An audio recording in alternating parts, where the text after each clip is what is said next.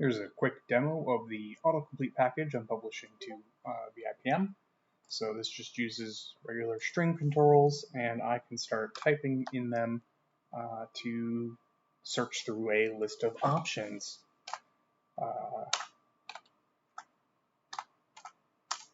It allows putting spaces in between, I'm going to call them words, and it'll look for those existence of all of those separated words, groups of letters, within the search options. They don't matter their ordering, such as kitchen, which has the I before the HE, but this is kind of similar to how Quick Drop works, not exactly the same, but it can be a useful feature. Keyboard navigation works. I can use the up and down arrow keys and then hit enter. It'll select that item. I can also just mouse to and click one of the options, and it provides an event. So it'll spit out a selection event that you can register for to be able to react to users' selections. And it's a really simple single VI API. You pass in the string reference that it attaches itself to, give it a list of options. So I just got this word list from somewhere, probably some online dictionary, split it by lines, pass in that array of words into here. If you had other specific functionality you need to provide or different list, you could. I can define the height of the pop-up window if this is, by default uses the pop-up window that shows up. So if I wanted one that was half as big,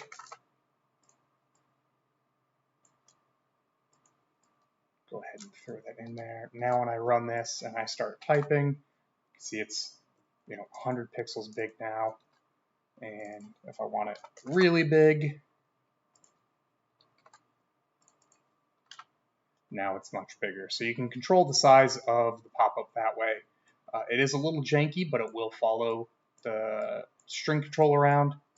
And if you are playing with topmost using some of the Windows API calls, or you've got the UI that's leveraging the autocomplete as set as topmost with some of the LabVIEW options, sometimes the pop-up won't work correctly, but you do have the option of including your own list box. So this works exactly the same. It's just instead of the pop-up, there's this list box that is part of this list box demo VI.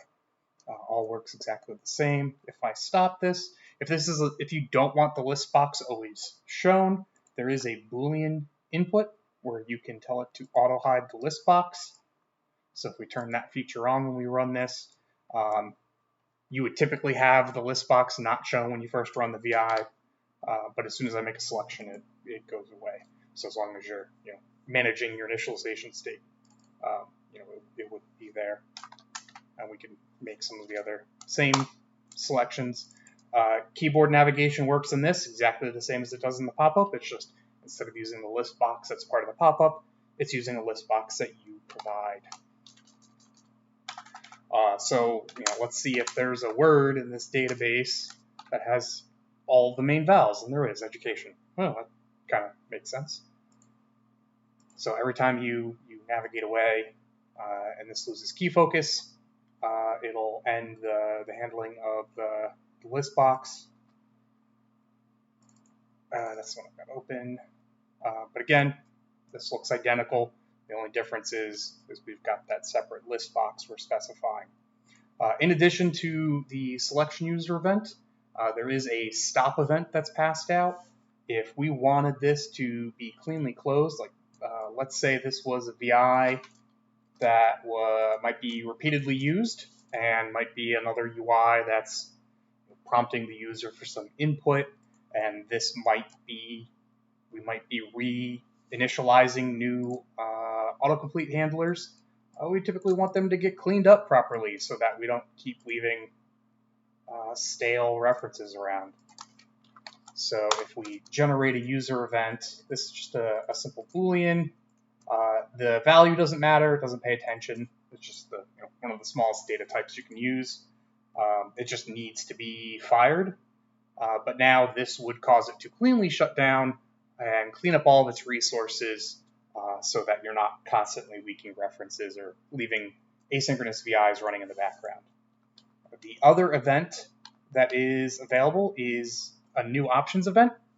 So when you're first creating the autocomplete handler, you can provide an initial array of options, and if you need to update that at any point, you can generate an event from the new options event and specify, a different list of options. This could be useful if, as somebody's making selections, maybe you're adding them to a different list or tracking them in some other array, and you don't want them to be able to select those items again, you could do your own filtering down of your original list and update it as it goes to add and remove options to what will show up in the options list box.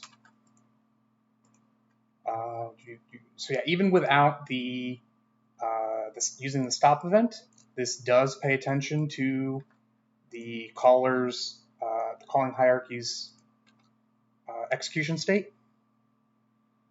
And so the abort button does work and won't leave an orphan VI running in the background.